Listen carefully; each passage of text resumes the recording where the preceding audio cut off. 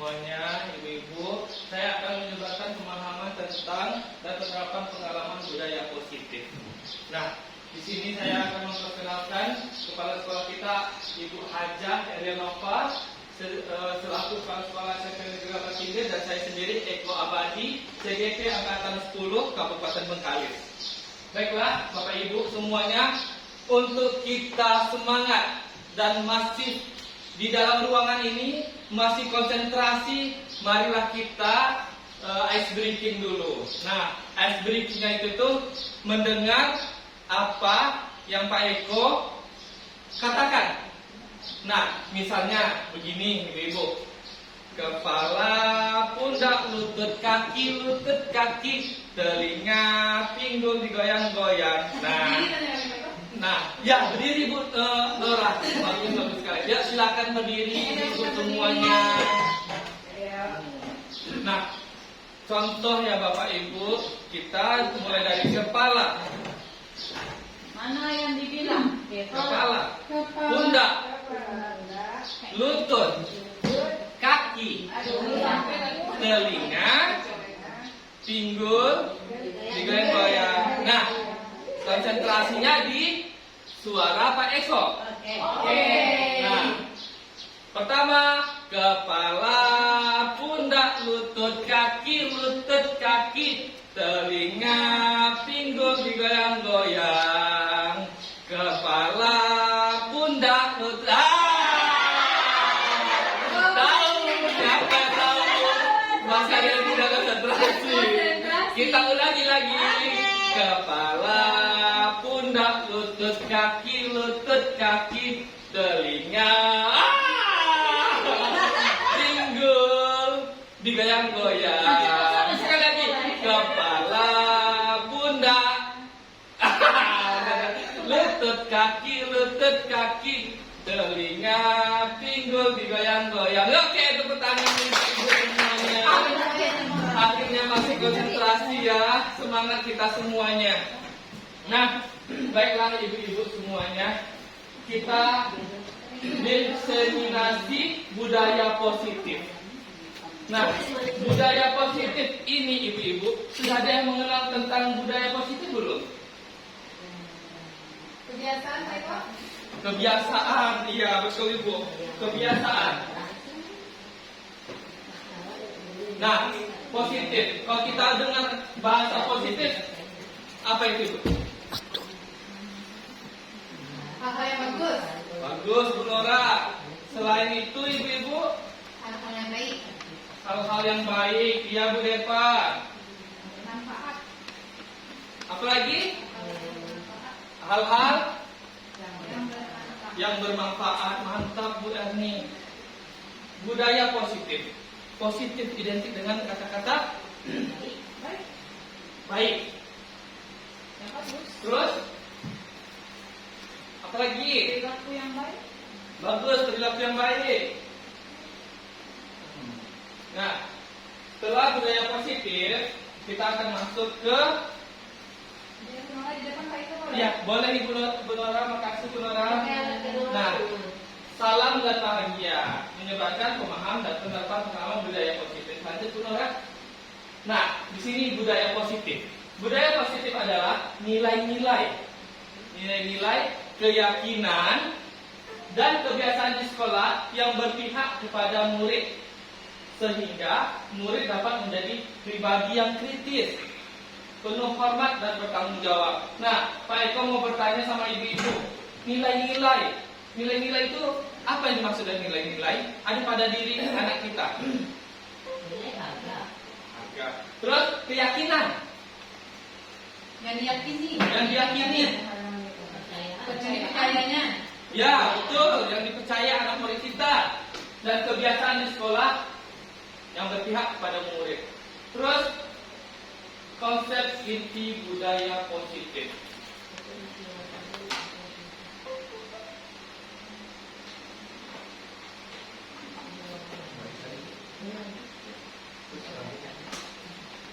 Nah, konsep inti budaya positif ada 8 ya ibu-ibu ya.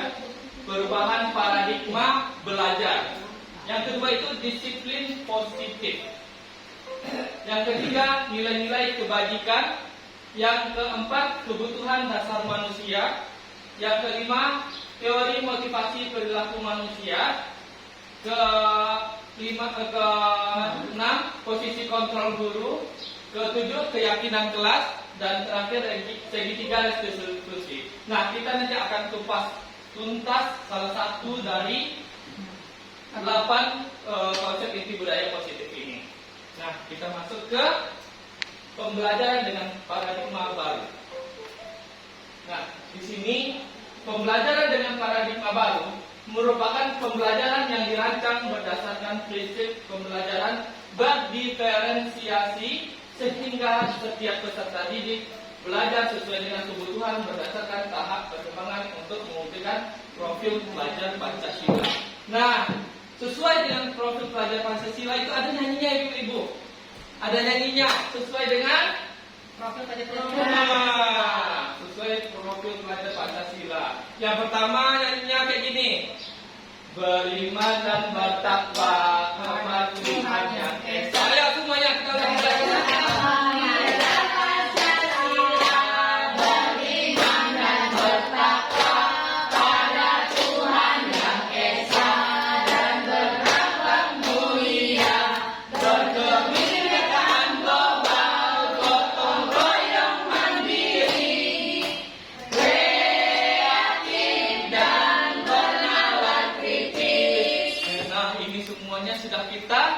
Lakukan di setiap kurikulum merdeka ibu ya, di kelas 7 kita. Dan ada 4 kelas itu. P5 selalu kita nyanyikan di setiap apa kegiatan. Iya. Nah, baik, selanjutnya Bu Nora. Nah, ini adalah miskonsepsi tentang teori kontrol. Nah, ada pernah dengar kata ilusi?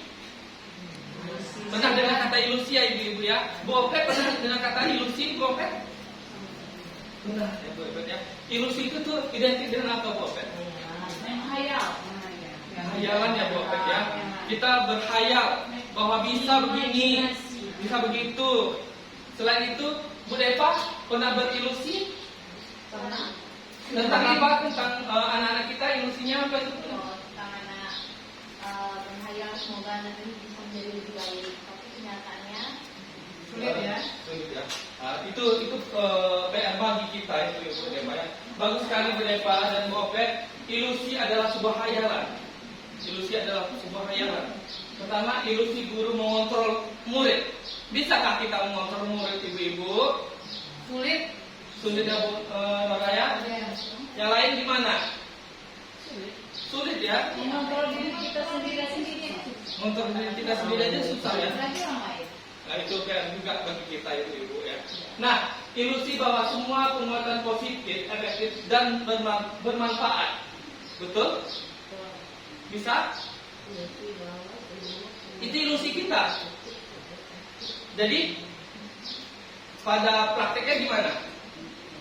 Semua penguatan positif, efektif dan bermanfaat. Maunya kita memang yang penguatan positif, efektif dan bermanfaat itu ada setiap pelajaran kita. Tapi sulit untuk menerapkan seperti itu ya Pak Eko ya. Iya Bu ya, memang sulit. Tapi kita selalu berusaha untuk yang terbaik untuk murid-murid kita ya Bu ya. Iya.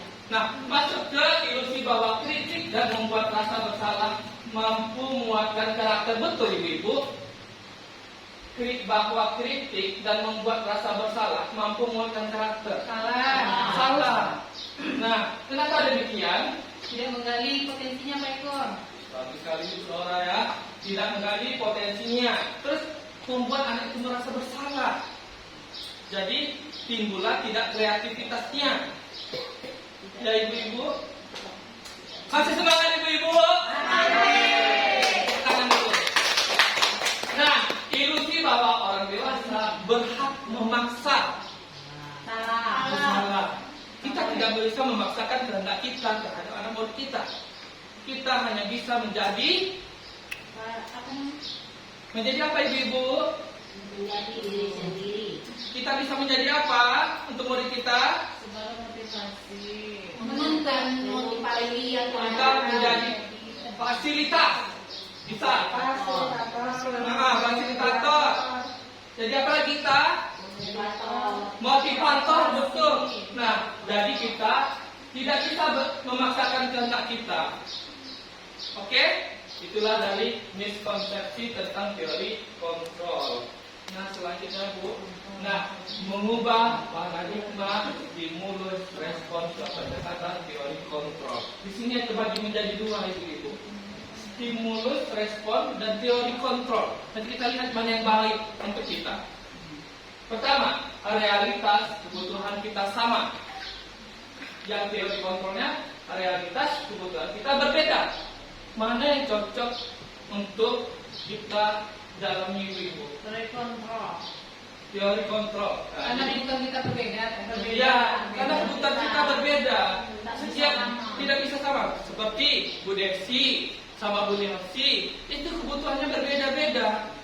Kenapa Pak Eka bilang begitu? Dari segi materi aja sudah berbeda. Apalagi dari segi kebutuhan. Nah, harus kita sesuaikan. Nah, selanjutnya semua orang melihat hal yang sama. Kalau pada teori kontrol, setiap orang memiliki gambaran berbeda. Jadi yang paling pas itu adalah setiap orang memiliki gambaran yang berbeda. Nah, semua orang melihat hal yang sama. Tidak mungkin ya, maaf ya Ibu-ibu ya, Bu Erni misalnya sama Bunda Dorang melihat yang hal sama mulut kita. Tidak akan ada yang sama itu. Misalnya si A, penilaian Bu Erni begini-begini, Bunda Dorang begini-begini, tidak akan sama gitu. Ya tentu sama Pak Eko pandangan kan Pak Eko. Iya. Orang lain menang Pak Eko. Bu Erni lain lagi gitu Pak Eko. Iya, pandangan Pak Eko dari segi depan berbeda, dari segi belakang berbeda. Begitu juga. Pandangnya berbeda. Betul Bu Erni. Ya Allah, semangat kali Bu Erni hari ini ya. Nah, selanjutnya kita mencoba mengubah orang agar berpandangan sama dengan kita. Kita berusaha memahami pandangan orang lain tentang dunia. Nah, kalau yang pertama itu tuh identik dengan pemaksaan itu. Ya, Pemaksaan. Kita mencoba mengubah. Kalau kita mencoba mengubah masih positif tuh bahasanya. Orang akan berpandangan sama dengan kita. Jadi memaksa orang harus sama mengubahnya itu. Iya. Nah, terus teori kontrolnya kita berusaha memahami. Kita berusaha memahami pandangan orang lain tentang dunia. Kita coba dia memahaminya. Oke? Ibu. Nah, kita selanjutnya perilaku buruk dilihat sebagai suatu kesalahan. Ini perilaku buruk dilihat sebagai suatu kesalahan. Dan teori kontrolnya sebuah perilaku memiliki tujuan. Contoh pada murid kita apa ini Ibu? Perilaku buruk dilihat sebagai suatu kesalahan. Nah, belum tentu terlambat itu tuh sebuah satu kesalahan. Ya, anak murid kita ini contohnya terlambat nih. Kita contohkan aja lah. Kita tanpa mendengarkan, kita udah cap dia salah. Kita cap dia salah. Kamu ini terlambat kenapa? Kamu tahu nggak itu udah jam berapa? Jadi kita sudah menjudge anak itu, sudah menyalahkan anak itu tanpa menanyakan kesalahan, alasan dia untuk datang terlambat itu kenapa gitu. Nah, semua perilaku memiliki tujuan. Gitu. Nah, jadi tujuannya tuh bisa jadi dia itu tuh rumahnya jauh, hujan, motornya bocor. Nah, jadi yang cocok untuk katakanlah itu semua perilaku memiliki tujuan. Itu salah satu contohnya Ibu ya. Kita lanjut yang ke bawahnya, orang lain bisa mengontrol saya. Terus teori kontrolnya hanya Anda yang bisa mengontrol diri Anda. Kalau hanya saya yang bisa mengontrol diri saya, Bu. Tidak bisa orang lain mengontrol diri saya. Bahkan istri saya sendiri tidak bisa mengontrol saya. Ya. Nah, seperti begini deh, Bu Opet misalkan. Ibu Opet apakah bisa dikontrol oleh anak-anak muridnya? Tidak. Ibu Opet malah sebaliknya. Ibu Opet bisa nggak mengontrol anak murid Bu Opet? Tidak sebetulnya, berarti masih 50-50.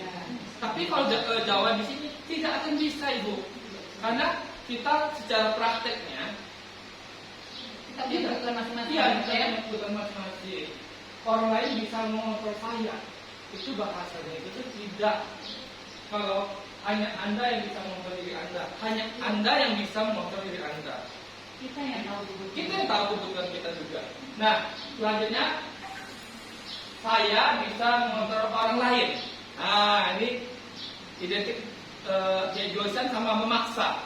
Terus Anda tidak bisa mengontrol orang lain. Anda tidak bisa mengontrol orang lain. Nah, itu yang tadi kita bilang, kita tidak bisa mengontrol orang lain. Ini kata-kata yang pertama itu ya. Tapi yang betul itu tuh, nah, yang betul itu tuh Anda tidak bisa mengontrol orang lain. Nah, selanjutnya pemaksaan ada pada saat rujukan gagal. Pemaksaan ada pada saat rujukan gagal. Terus teori kontrolnya kolaborasi dan konsensus menciptakan pilihan-pilihan baru. Nah, saya lebih setuju dengan kolaborasi dan konsensus menciptakan pilihan-pilihan baru. Nah, yang terakhir model berpikir menang atau kalah. Model berpikir menang-menang. Nah, di sini saya mau tanya prinsip ibu-ibu.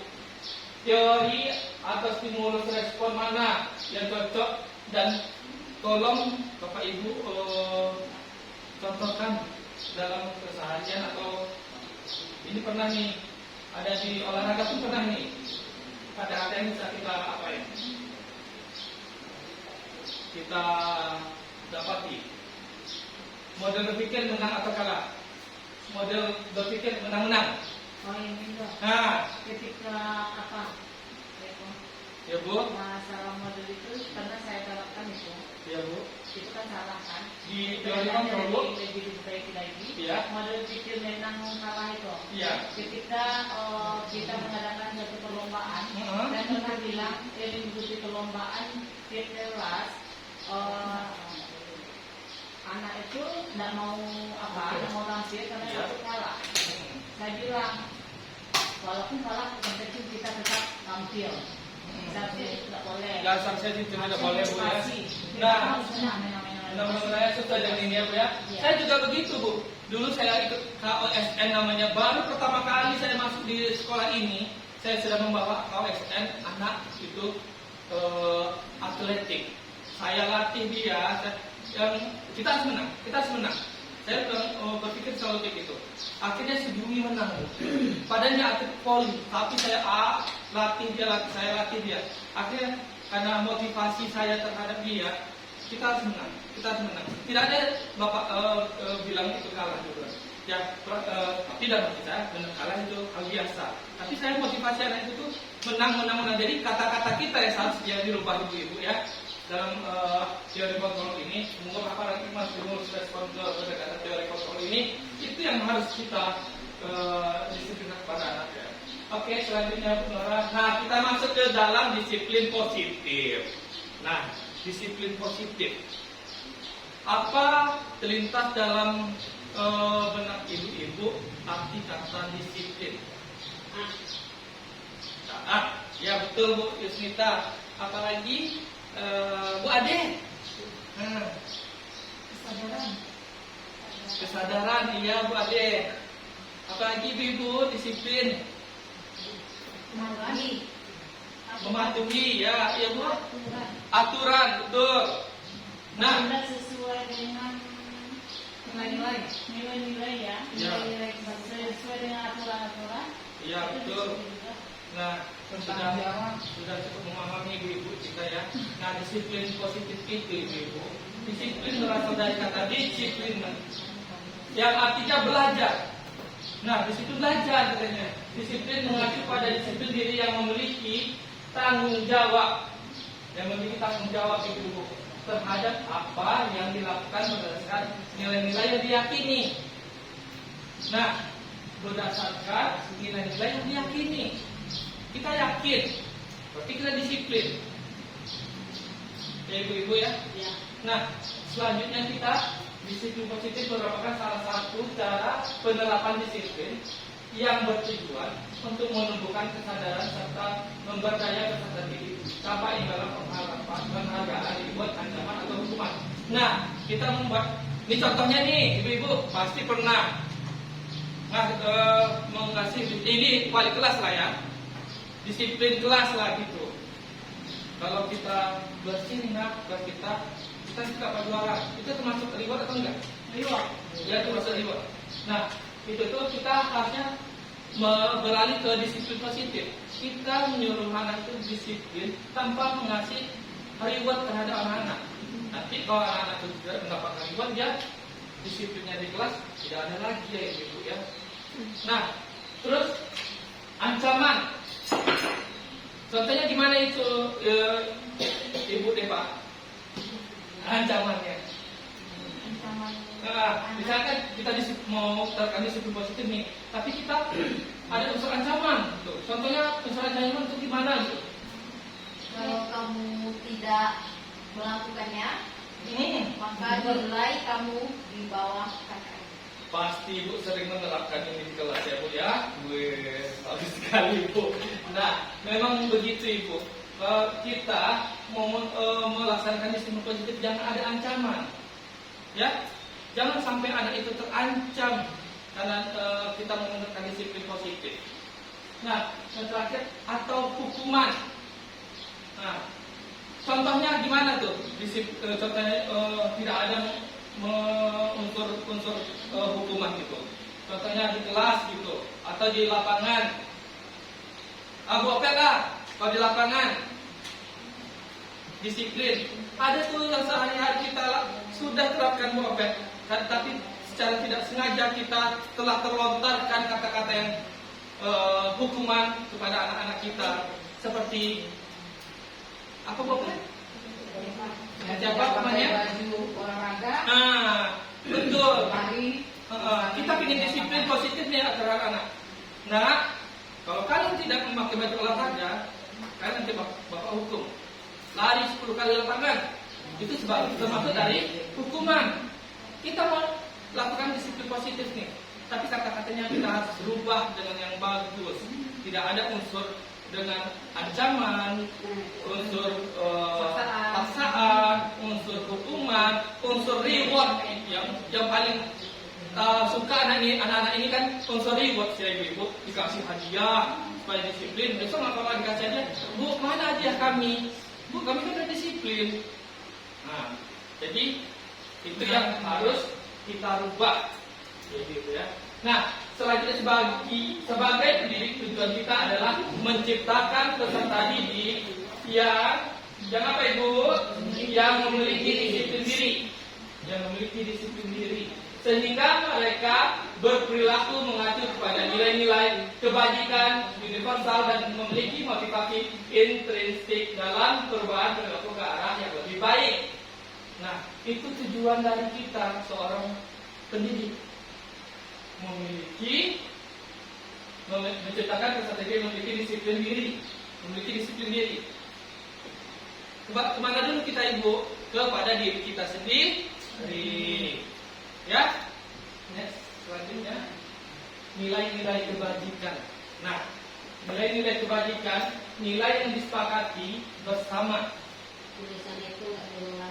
Iya Bu, tulisan maaf ya Bu ya. Ini karena malam hari Pak Ego pikir ini sudah terang, tetapi ternyata belum terang ya.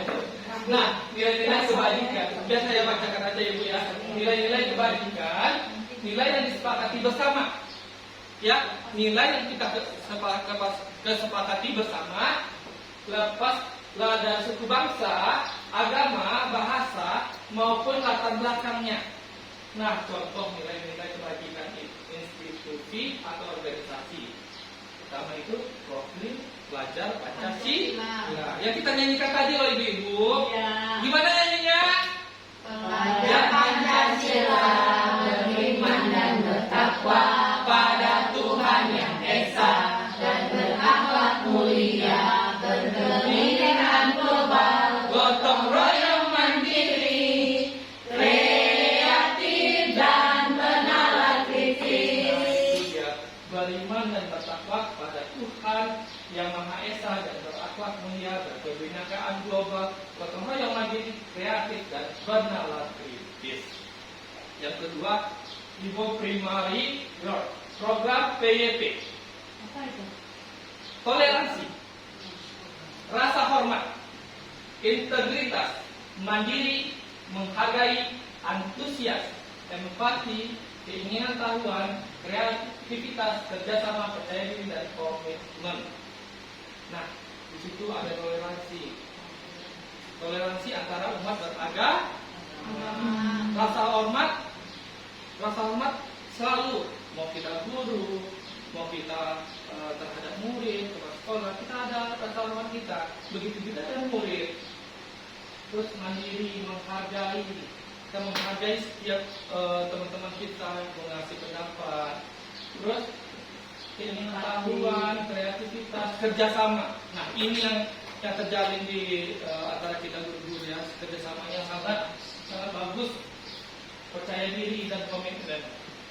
Nah, keterampilan hidup, life skill, keterampilan hidup, bahasa kerennya life skill ya ibu ya. Nah, dapat dipercaya lurus hati, pendengar yang aktif. Nih, seperti ibu-ibu ini pendengar yang aktif nih loh.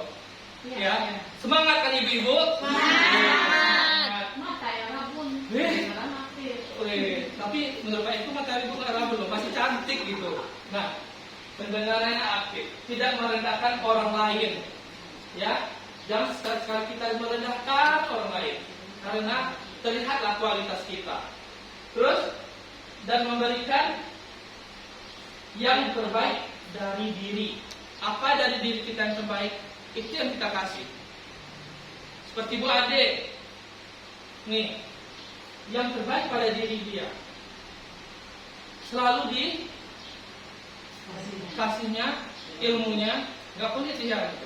Kayak Bu Nora juga, saya yakin semua teman-teman kita juga di sini nggak pelit ilmunya. Ya. Oh iya, tugas Bu Nora ini. Iya, sudah tugas Bu Nora ibu-ibu. Bulan apa kita kajian? Nah, selanjutnya kebutuhan dasar manusia. Ini kebutuhan dasar manusia ya. Nah, kebutuhan dasar manusia adalah segala sesuatu yang kita lakukan untuk mendapatkan apa yang kita inginkan. Seluruh tindakan yang kita lakukan memiliki tujuan tertentu. Dan semua usaha terbaik yang kita lakukan adalah dalam rangka agar kebutuhan dasar kita terpenuhi dengan baik. Nah, selanjutnya Bu Nora. Nah, 5 kebutuhan dasar manusia. Nah, 5. Yang pertama saya akan bacakan bertahan hidup. Bertahan hidup. Contohnya ibu-ibu apa? Bagus. Selain makan, pakaian, bagus. Pakaian. Selain pakaian, tempat tinggal, bagus Bu Depa. Selain tempat tinggal apa? Keamanan, bagus Bunda Jorang. Keamanan. Kita bertahan hidup, kita perlu keamanan. Betul nggak? Iya. Selanjutnya apa?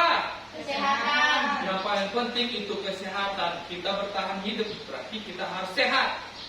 Ya. Yang kedua itu adalah kasih sayang dan rasa diterima. Kasih sayang dan rasa diterima. Kasih sayang itu terhadap siapa aja ibu? Semuanya. Rasa diterima itu yang merasa diterima siapa? Keluarga, sekolah. Ya, kalau dalam di sekolah, Lingkungan. rasa diterima lingkungan seperti murid ya aja pingin rasa diterima gitu. Di sini rasa diterima, dipedulikan, berbagi, kerjasama, menjadi bagian dalam kelompok. Nah, penguasaan itu apa saja itu? Penguasaan. Harga diri, ya. Apalagi Keinginan untuk dianggap. keinginan untuk dianggap. Terus memimpin. Ada lagi berprestasi, diakui, terus didengar. Nah, ini ada contoh ibu. Penguasaan ada pada murid kita. Ini mungkin ibu semua sudah tahu. Dalam penguasaan ini, dia ingin diakui. Ini pada anak-anak yang luar biasa bandelnya, diakui. Nah, kalau didikan beda lagi, kita diakui. Nah, kalau diakui, nah anak-anak ini dengan segala cara dia ingin diakui seperti dia nanti berkelahi, dia menampakkan hebat dia. Ini kebiasaannya ini anak-anak yang bandel ya gitu ya. Dia ingin menampakkan penguasaan dia, kuasa dia di sekolah ini. Jadi dia menampakkan ingin diakuinya. Nah, beda dengan didengar berprestasi. Penguasaan berprestasi itu pada murid kita yang gimana Ibu? Pada murid kita yang mendapatkan juara kelas.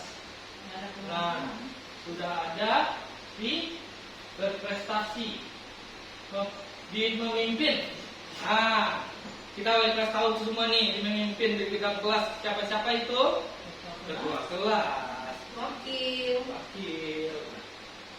Nah, keinginan untuk dianggap, didengar, itu banyak tuh anak-anak kita yang ada di dalam kelas. Nah, selanjutnya kebebasan, bebas. Dalam arti mandiri, memiliki pilihan, mencoba hal baru, mampu mengendalikan arah dirinya. Nah, yang terakhir kesenangan. Nah, kesenangan ini senang bermain, kadang dia ada jenis berikutnya seperti dia dikejar-kejar, ingin dikejar gitu. Bermain, humor, antusias, tertawa. Anak-anak gitu, anak-anak kita ini semuanya ada nih kebutuhan dasar manusia di diri anak murid kita masing-masing. Banyak sekali pelajaran yang kita dapat di 5 kebutuhan dasar manusia. Ya. Semangat masih Ibu. Semangat. Selanjutnya kelas.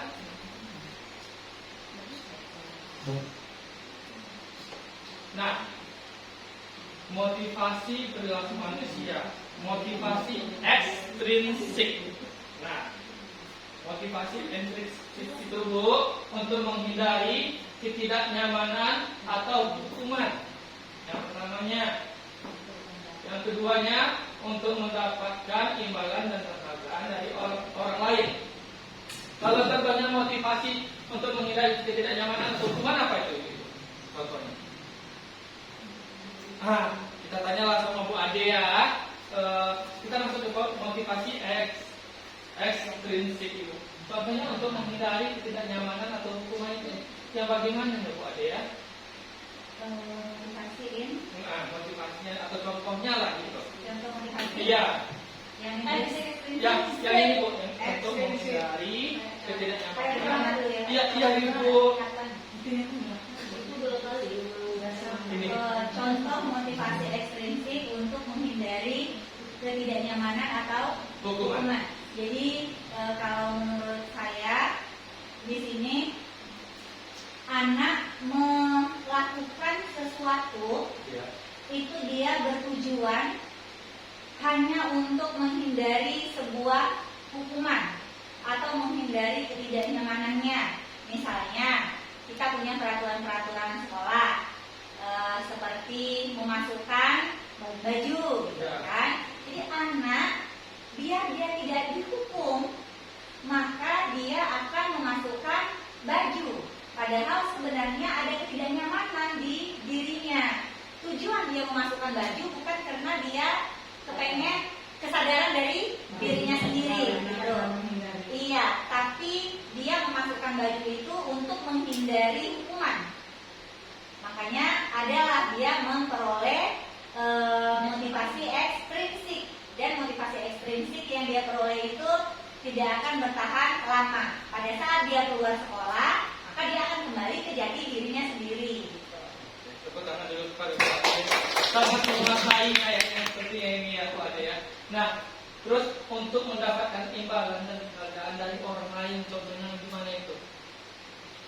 Ada yang paham tentang kata-kata untuk mendapatkan imbalan dan penghargaan dari orang lain, ataupun orang bisa dipahami untuk mendapatkan imbalan atau penghargaan dari orang lain? Iya, mau kita jawab Pak Eko ya? Iya Ibu. Untuk mendapatkan imbalan atau penghargaan dari orang lain. Jadi si anak tadi, Iya. dia melakukan yang dia kerjakan, misalnya dia membuat PR gitu kan, dia hanya ingin dapat nanti hadiah dari misalnya Nora sebagai apanya gini kan, gurunya guru IPA. Jadi si Anissa tadi dia membuat PR yang dikerjakan Bu Nora karena nanti Bu Nora kasih ini kalau kamu buat PR nanti Ibu kasih pena. Nah, jadi dia buat PR tadi karena dia ingin mendapatkan pena gitu kan. Bukan karena kesadaran dirinya bahwa tugas itu wajib gitu kan. Nah, memang kewajiban dia gitu. Bagus sekali. Tepuk tangan dulu kepada Bu Nora. Ayo semangat, tepuk tangan lagi. Semangat ya. Nah, kita masuk pada motivasi intrinsik untuk menjadi orang yang mereka inginkan dan menghargai diri sendiri dengan nilai-nilai yang mereka percayai. Ini dorongan dari dalam dirinya sendiri. Ini dorongan dari luar, dari dalam, dari luar. Nah, sepertinya ibu-ibu sudah sangat memahami ya, dari dalam dan dari luar. Next, Ibu Nora. Nah, di sini ada hukuman, konsekuensi, restitusi. Nah, hukuman tidak terencana tiba-tiba.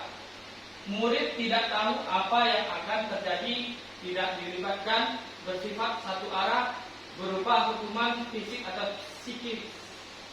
Nah, contohnya nih saya kasih tahu ya begitu. Seperti saya nih olahraga nih. Olahraga. Nah, hukuman. Pas olahraga saya kasih hukuman anak-anak ini.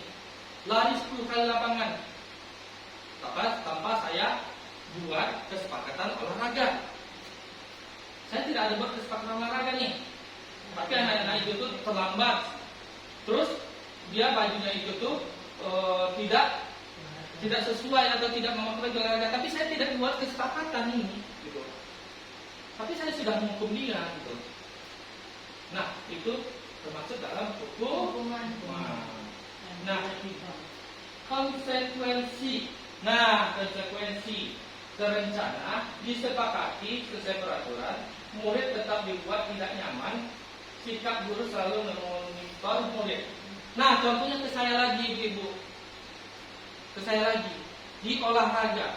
Saya buat kesepakatan olahraga. Saya kasih tahu sekian. Kalau apabila kamu tidak memakai baju olahraga, kamu nanti tidak. Saya akan hukum kamu lari 2 kali lapangan. Nah, anak itu datanglah dia tidak memakai baju olahraga.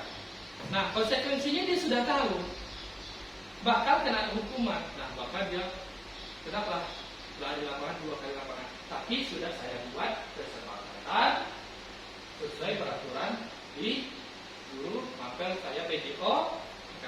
Itu sebagai dari konsekuensi.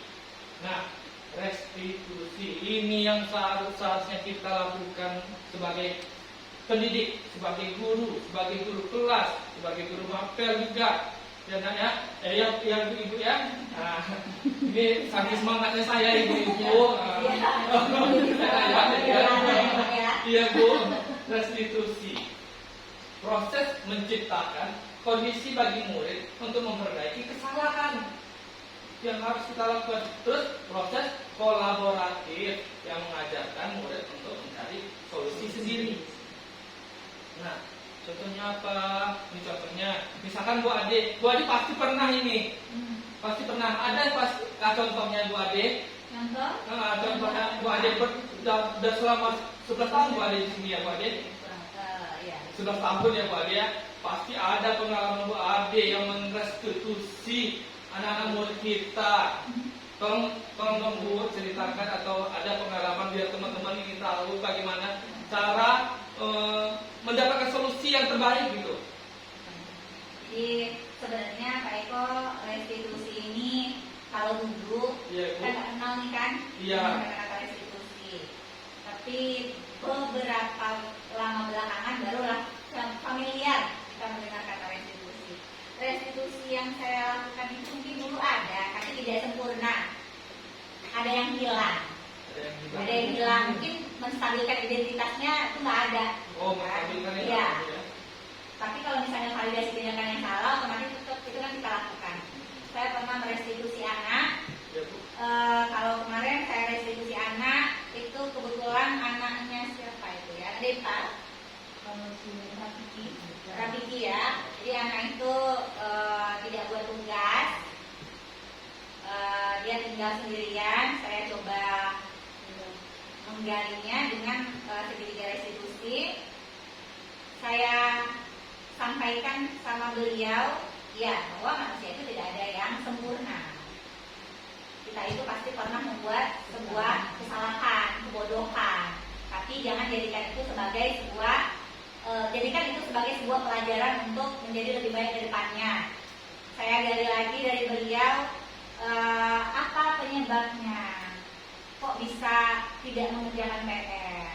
Ternyata saya dapat dari anak, beliau bekerja setelah pulang sekolah. Kalau beliau tidak bekerja, maka beliau tidak makan. Ada kebutuhan 5 kebutuhan dasar yang tidak terpenuhi tadi. Iya, kebutuhan. Ya? Tapi dia tidak makan ya. Iya, dia tidak makan. Sehingga beliau harus bekerja untuk mendapatkan makan. Kalau beliau kerja baru dikasih makan. Jadi saya tanya apa solusinya?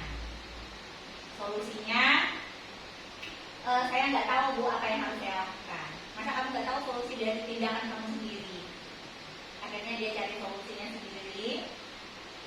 Malam, karena dia kerjanya siang, malam dia baru mengerjakan tugas-tugasnya. Dan dia akan berangsur-angsur mengerjakan tugas-tugas yang tidak selesai itu. Itu solusi dari dia. Terus keyakinan apa yang hilang, yang tidak kamu lakukan? Tanggung jawab. Saya tidak bertanggung jawab terhadap diri saya sendiri, Bu. Katanya seperti itu. Sadar ya Bu ya? Iya, sadar. Dan semoga harapan kita semua untuk kedepannya si anak juga bisa berubah. Itu yang sedang saya lakukan pemantauan sekarang sama si anak. Kemarin saya tanya sama Bu Deva, ada Bu sedikit, dia sudah mulai mengerjakan tugasnya sedikit. Jadi kan sudah ada angsuran gitu. Kita tidak mutlak anak harus berubah secara total. Sedikit-sedikit gitu sih Pak Eko. Bagus sekali Bu Ade ya. Udah Bu Ade juga menerapkan sistem Bu Ade itu manajer dan sudah pemantau juga ya Bu ya. Bagus sekali, tepuk tangan kepada Bu Ade, teman-teman. Semangat lagi, lebih semangat lagi. Oke. Terima kasih kepada Bu Ade yang telah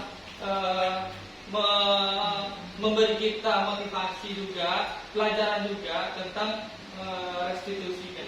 Oke, selanjutnya Bu Nora. Nah, 5 posisi kontrol. Nah, 5 posisi kontrol ya Bapak ya Ibu-ibu ya. Nah, tadi kita ada bicara tentang hukum. Nah, yang pertama itu hukum. Kedua, pembuat merasa bersalah. Ketiga, pemantau. Keempat, teman. Kelima, manajer. Nah, penghukumlah dulu saya tanya sama ibu-ibu. Pasti Bu Opet ini selalu memberi hukuman pada anak-anak. Saya sudah melihat juga ya Bu-ibu.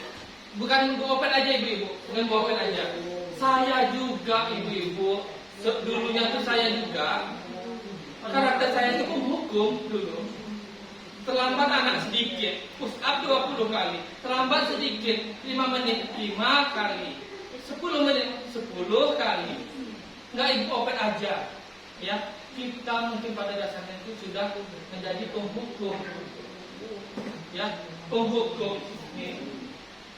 Bu Opet ada pengalaman tentang penghukuman gitu atau bercerita tentang penghukum waktu di saat makan Bu Opet berlangsung, ada enggak anak yang terlambat, Bu Opet kasih hukuman?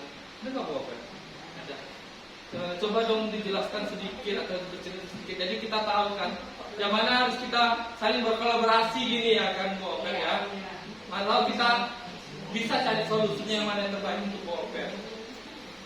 Salah satu contoh hukuman yang saya berikan. Iya. Yang kasus kemarin lah. Kasus kemarin. Itu kasus apa itu Bu Opet? Semua kelas saya marahkan. Semua kelas. Itu di Kalau kelas. yang buat itu hanya beberapa orang. Itu karena mungkin karena gini, saya sering ngasih masukan, saya ngasih kritikan, saya ngasih pujian juga cara memarahi saya. Banyak sih. Ada pujian juga Bu Opet kasihan. Pujian tapi dengan marah tapi dengan pujian. Ada juga saya juga. Tak ngerti juga ini khusus kelas saya. Jadi kita saya bawa keluar, saya kasih arahan saya ini. Minta maaf dulu sebelum marahnya nak. Jadi untuk biar mereka jerah, itu saya mungkin main sebuah alat atau pukulan pakai kayu kecil. Di situ saya marahin mereka secara sama-sama. Saya pukul dan ternyata dengan hal itu efek sampingnya Tidak baik ya. tidak baik ke saya. Ya, tidak baik ke saya. Dan akhirnya saya juga merasa bersalah dan minta maaf ke anak-anak semua itu, semua kelas itu, semua dalam kelas itu. Ya. Nah, dari cerita Bu Opet tadi saya menyimpulkan Bu Opet terlalu memaksakan kata juga, memaksakan diri juga. Terus saat tadi kita sudah belajar kan ibu-ibu tadi sebelum surat ini, kita tidak bisa memaksakan kehendak kita. Kita tidak bisa memaksakan kehendak orang, gitu. Ya, dan orang tidak bisa mengatur kita juga. Yang bisa memotivasi diri kita itu adalah kita, ya ibu-ibu ya. Ya. Jadi menghukum. Nah, yang kedua, pembuat merasa bersalah. Pembuat merasa bersalah itu yang bagaimana sih? Gitu. Yang bagaimana sih? Gitu. Ada nggak pernah ibu-ibu membuat merasa bersalah anak-anak kita ini? Bunda Jolang nggak? Gitu. Ya maksudnya apa namanya yang seakan-akan yang merasa bersalah gitu ya. Contohnya gini,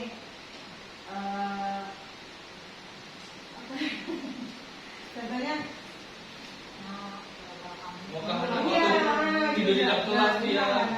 Kamu gak kasihan dengan ibu ya, ini hasilnya kan seperti ini. Iya. Apa kamu gak menyadari? Jadi dengan kalimat itu anak tuh oh ya gara-gara saya ibunya kena marah. Oh ya Menimbulkan rasa bersalah dia pada diri dia nggak bisa ya. Selanjutnya, makasih Bunda Jorang, tepuk tangan pada Bunda Jorang. Nah, ini pemantau ini positif ya ibu ya, pemantau. Kita selalu memantau, memberikan bintang kepada anak-anak, memberikan bintang 5, bintang 4, memantau. Siapa? Ini biasanya pemantau ini wali-wali kelas, ya, wali-wali kelas. Yang paling banyak pemantau ini wali-wali kelas. Nah, di keempat ini teman. Nah, saya sendiri sering menjadi teman pada murid saya itu. Tapi teman ini berefek hampir tidak bagus juga buat kita para guru. Kenapa demikian? Menghilangkan rasa hormat murid kita terhadap kita. Itu sudah pengalaman saya, ibu. Saya baru pertama sehingga anak-anak murid ini saya mencoba menjadi guru yang netral, yang bisa menjadi teman bagi mereka. Dalam harapan saya bisa menjadikan mereka yang lebih baik lagi. Ternyata ilusi saya salah. Nah, kita masuk ke ilusi. Ilusi kita salah. Nah, kenapa? Pak Eko, dirangkulah saya. Harga diri saya gimana tuh? Kita sebagai guru harus ada batasannya. Boleh menjadi teman, tetapi kita tahu aturannya, kita tahu batasannya. Jangan sampai murid itu tuh menganggap kita tuh sepele gitu. Terus jadi udah pengalaman kita nih mungkin ya ibu ya. Mungkin kalau saya ini karena pengen ilusi saya itu tuh menjadi yang bagus terhadap mereka, tapi ilusinya saya salah gitu. Salahnya malahan membuat mereka tuh tidak lantiangan atau orang Minang kan, ketergantungan. Terus menganggap saya itu tuh ya kayak teman dia gitu. Jadi seperti bunda lah, kalau bunda kan anak murid kan, oh ini masih takut nih, masukkan seni gitu. Ya Bu Ade, Bu harus siapa lagi nih? Baru melangkah dari kantor, sekarang pesut semua anak-anak tuh. Nah, jadi ada setan lewat. Jadi gimana ya Pak Eko bilang mungkin Bu Nancy nggak terlalu dekat sama anak murid. Itu ada apa aja juga, ada bagusnya juga. Karena apa? Motivasi juga bagi saya kalau kayak gitu. Nah, tapi iya agak sangar. Tambah pula rambutnya juga.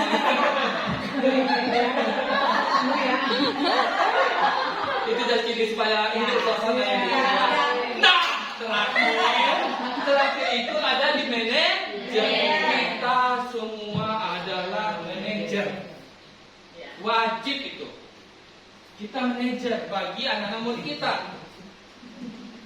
Ya? Ya. Ya apa itu? Ya, jadi Ya, manajer. apa itu contohnya? Tadi sudah dijelaskan Bu Ade. Itulah Bu Ade yang sebagai manajer, sebagai pemantau. Itu sudah ada pada diri Bu Ade. Tapi saya pasti juga Bu Ade pasti pernah membuat penghukum kepada anak-anak muridnya. Betul nggak Bu Ade? Ya. Ya. Sekarang nggak lagi ya Bu Ade ya. Enggak, insya Allah untuk menjadi penghukum tidak lagi. Iya. Sama saya juga Bu Ade. Kalau dulu kita kan belum belajar Pak Ibu. Iya. Kalau sekarang untuk menjadi penghukum insya Allah enggak. Alhamdulillah Bu Ade. Saya juga begitu. Semoga ibu-ibu juga begitu semuanya. Oke, next adalah. Ya. Nah, contoh penerapan 5 posisi kontrol. Nih, kasusnya beribu. Siswa tidak memakai atribut lengkap saat upacara bendera. Nah, siswa tidak memakai atribut. Pertama, penghukum. Contohnya, hormat pada bendera selama 1 jam. Itu sangat dilarang ibu-ibu. Kalau dapat jangan ya ibu-ibu ya. Udah hormat bendera 1 jam, itu dosa besar loh kita pada murid kita. Iya, Dosa besar. 1 jam. Kita coba deh kembalikan kepada kita nih, kepada diri kita sendiri. Kita dihukum karena sekolah 1 jam, apakah kita terima hati kita itu? Tidak. Saya sendiri saya tidak akan terima. Tapi diterima juga ya Pak. Tapi kalau udah dihukum sama ibu kepala sekolah, saya terima ya. Tapi saya tidak terima, dalam hati terpaksa, tidak nyaman pada diri kita. Dia tadi belajar tapi tidak nyaman. Pokoknya menyambung semua ibu-ibu. Apa yang kita sampaikan, apa yang saya sampaikan itu menyambung. Nah, kedua itu ibu-ibu membuat merasa bersalah. Ini saya seringkali membuat merasa bersalah ini ibu-ibu nih. Seringkali saya terhadap murid saya membuat. Tetapi dalam bulan 3 kemarin sampai sekarang saya tidak pernah lagi gitu. Inilah motivasi saya sebagai guru CGP Angkatan 10 Kabupaten Bengkalis SMP Negeri 8 Ginjat. Saya memotivasi diri saya sendiri. Terima kasih ibu. Membuat merasa bersalah. Berapa kali ibu atau bapak harus memberitahu kamu selalu saja mengecewakan ibu dan bapak. Apa tidak merasa bersalah anak-anak kita ibu? Dengan kata-kata yang Mana ada yang merasa bersalah? tapi kalau kita dengan cara lembut kita, tapi tetap juga merasa bersalah anak-anak kita ini. Keras, lembut, tapi teman ini selalu saya praktekkan di lingkungan sekolah kita. Saya ingin jadi teman ini bagi murid saya. Saya ingin dekat ini. Saya ingin disenangi murid saya ini. Tetapi ada 50-50, ada yang bagus, ada yang positif, ada yang negatif. Positifnya bagi anak yang bisa mengerti. Bagi anak yang tidak mengerti seperti yang beberapa itu nanti ibu yang sering cabut, sering merokok, sudah saya motivasi loh ibu. Nah, kalau kamu merokok itu tidak bagus kesehatan kamu nanti. Bagaimana kamu masuk angkatan? Ya Pak, di sekolah tidak merokok. Di kedai bu, tidak merokok ya Bu. Memang saya didengar waktu di sekolah ibu. Tapi kopi gitu. Seperti si Taufik ibu ini di SMP 8 Pinggir, waktu si Taufik itu tuh sudah sangat berubah dia. Si Taufik ke SMA 1 dia pinginnya mungkin guru-guru itu bisa care sama dia, karena guru-guru sini sama guru-guru sana berbeda ibu-ibu. Sama kayak materi kita tadi yang kita sampaikan, setiap orang itu berbeda-beda. Tidak sama guru kita dan guru SMA 1, guru SMP dan guru SMA 1 itu berbeda. Nah, jadi si Taufik ini dicobanya juga lah tidak datang ke sekolah setiap hari. Mungkin guru-guru sana peduli sama dia. Tahu-taunya dia hampir mau 3 kelas itu ibu. Saya dapatnya dari mana? Dari si Windy, teman dekat dia. Jadi Pak, tolong nasihatin dia Pak. Gimana Bapak mau nasihatin lagi nak? Sudah Bapak nasihatin, hanya kata jawabannya iya Pak. Nah, jadi ibu-ibu ada memang pengaruh besar banget nih materi kita ini ibu-ibu. Setiap orang berbeda-beda. Setiap motivasi kita berbeda-beda juga terhadap murid kita gitu. Oke ibu. Oke.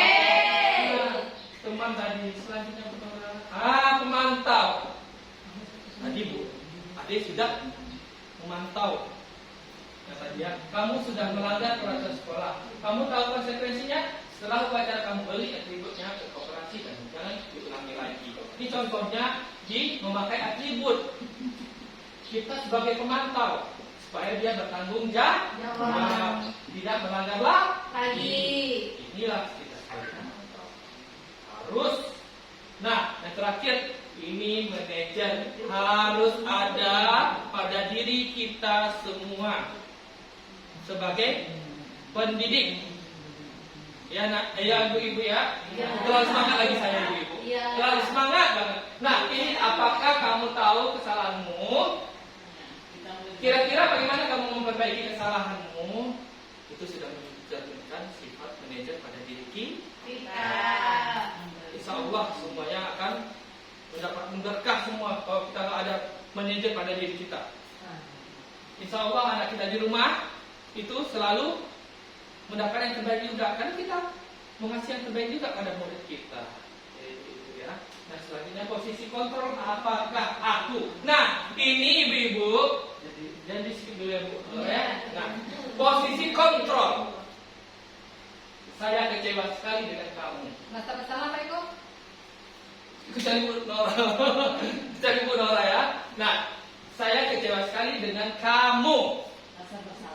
Rasa bersalah.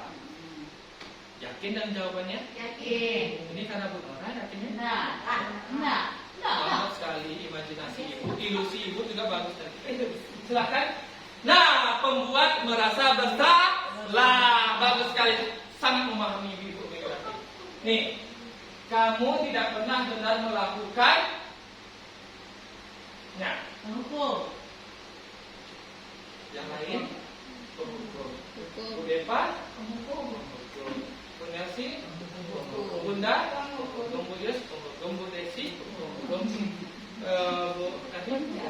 Bu Ade Bu Opet. Bu Opet apa? Manajer katanya. Konsekuensi. Penghukum. Itu ikutan ibu atau memang imajinasi ibu atau Hah? Jawabannya penghukum. Tepuk tangan. Bagus banget. Nah, selanjutnya masih masuk dalam posisi kontrol. Apakah aku, apa rencanamu untuk menyelesaikan masalah ini? Pintar kali si Bu Desi, tepuk tangan dulu Bu Desi.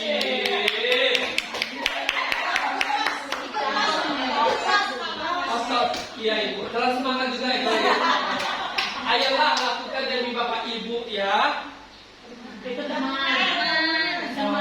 Saya bangga sekali hari ini Ibu. Udah merinding saya ini. Iya, saya sudah merinding. Kenapa saya merinding Ibu? Berarti saya berhasil menyampaikan materi saya gitu. Nanti kita masuk ke segitiga restitusi ya Bu. Ini sebagai teman. Wow, sangat bagus sekali jawaban ibu-ibu semuanya. Nah selanjutnya Bu Nora, kamu tidak pernah mendapatkan nilai jika tidak mengerjakan tugas. Hukum. Yang lain? Penghukum. Bu Ibu, Bu Opet. Ikut-ikutan lagi. Nah, ya jawabannya Bu Nora, pemantau ya Bapak Ibu salah. Jadi Bangga sih. Ya, bangga. Ini karena materinya saya sampaikan tidak sampai berhari-hari. Kalau berhari-hari sangat bagus. Pemantau. Nah, yang kamu tidak pernah mendapatkan ya pemantau. Nah, next Ibu, kita masuk ke dalam keyakinan kelas. Nah, keyakinan kelas ini, mengapa keyakinan kelas? Mengapa bukan peraturan kelas? Kenapa Ibu? Kenapa Bu Ade? Kenapa Bu Nelsi? Kenapa Bu Najoran? Yang mau jawab ada Ya kalau keyakinan kelas itu kan muncul karena dalam dirinya sendiri. Ya. Misalnya memang ada memiliki hak tanggung jawab dia gitu. Kalau peraturan itu sesuatu hal yang Dibuat-buat ya? dan bisa sekarang bisa dilakukannya. Iya. Kalau peraturan itu Pak Eko mengatakan sedikit. Iya Bu. Kalau peraturan itu satu pihak. Satu pihak ya. Ini peraturan kita ya. Kalau Bisa keyakinan jadi Pak Eko aja buat peraturan itu ya. Kalau keyakinan Bisa kita jadi kan Bu bekerja Laura sama juga. dia. Kalau keyakinan kita kan bekerja sama dengan siswa. Kalau keyakinan, apa yang diyakini anak murid kita? Apa yang ada dalam pikiran murid kita? Nah, ini wajib nih keyakinan kelas muncul. Wali-wali kelas ya, Bapak Ibu ya. Wali-wali kelas kita buat keyakinan kelas. Ada yang buat ibu-ibu keyakinan kelas di kelas? Belum. Masih kesepakatan nggak? Masih kesepakatan nggak? Kita rumputkan sama anak-anak tentang keyakinan kelas. Itu tuh bukan dari kita, hanya dari anak-anaknya. Itu udah baru keyakinan. Dia apa yang terpikir oleh dia, apa yang di benak dia, itu adalah keyakinan dia. Makanya terjadilah keyakinan kelas. Ya itu ya. Ya Pak. Ya, Ibu. Nah, ini di sini pembentukan keyakinan kelas. Yang pertama itu bersifat abstrak. Nah, bersifat abstrak berupa pernyataan universal dibuat dalam pernyataan positif, sedikit saja agar mudah diingat sesuai dengan kondisi kelas dan sekolah sehingga mudah diterapkan. Semua warga kelas dilibatkan saat membuat keyakinan kelas. Next Ibu. Nah, ini dia segitiga restitusi. Ya Bapak Ibu ya. Di segitiga restitusi tadi sudah kita jelaskan. Yang pertama itu menstabilkan identitas. Yang kedua itu validasi tindakan yang salah. Yang ketiga menanyakan keyakinan. Nah, suatu proses dialog yang dijalankan oleh guru agar dapat menghasilkan murid yang mandiri dan bertanggung jawab. Wah, next Ibu. Menstabilkan identitas. Nah, kita sudah tahu tadi Bu Ade sudah menjelaskan berdasarkan prinsip membuat kesalahan adalah berbagai dari proses pembelajaran. Berbuat salah itu wajar. Nah, tidak ada manusia yang sempurna. Ibu atau bapak juga pernah melakukan itu. Ibu bapak tidak mau mencari siapa yang salah, tapi ibu bapak ingin mencari solusi dari permasalahan ini. Kamu berhak merasa begitu. Next Ibu. Validasi tindakan yang salah berdasarkan prinsip setiap perilaku berupa memenuhi suatu kebutuhan tertentu. Kamu pasti punya alasan mengapa melakukan hal itu. Padahal kamu bisa melakukan yang lebih buruk dari ini ya. Kamu patut bangga karena telah melindungi sesuatu yang penting buat kamu. Kamu melakukannya karena mempertahankan sesuatu yang penting bagimu. Next Ibu.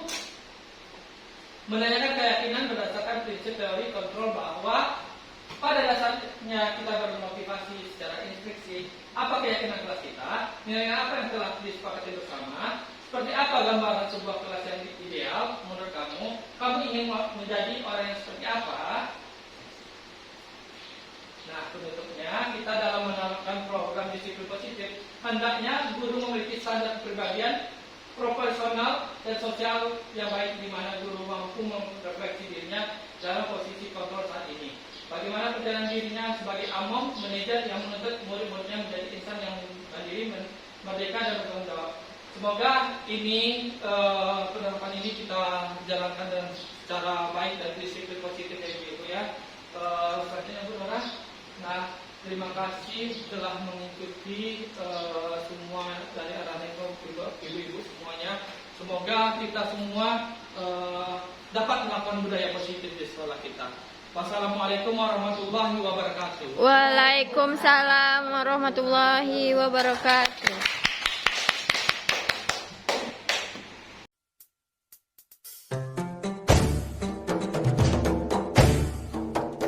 Wabarakatuh anak bapak semuanya.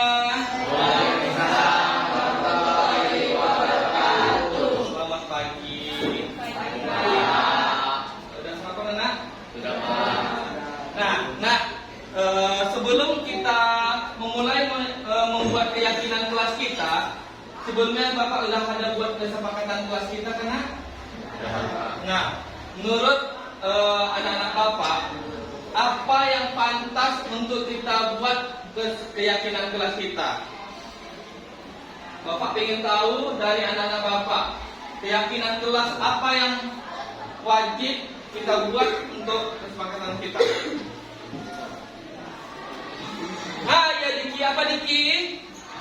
Murid hadir tepat waktu, Pak. Nah, murid hadir tepat waktu. Nah, yang kedua apa nak? Saya, Pak, Apa Riko? berperilaku sopan santun dan Berperilaku sopan santun dan berperilaku sopan santun. Oke. Apa lagi keyakinan kelas kita nak? Iya Caca, apa Caca? Menjaga kebersihan kelas. Tanggung jawab menjaga kebersihan kelas ya nak.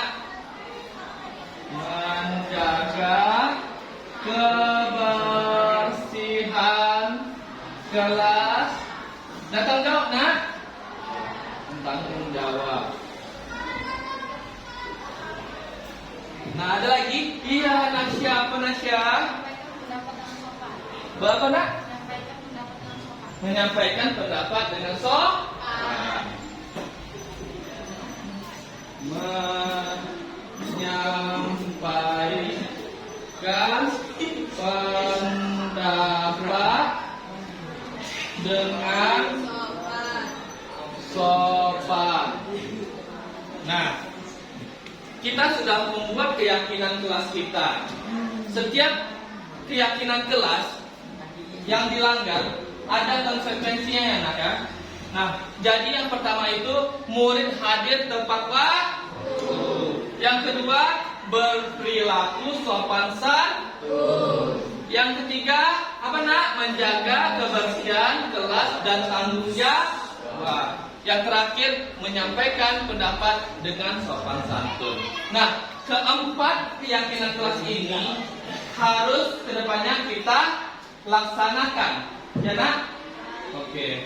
Nah, jadi Bapak harap dengan keyakinan kelas kita ini kita bisa mengambil hal-hal positifnya ya nak ya.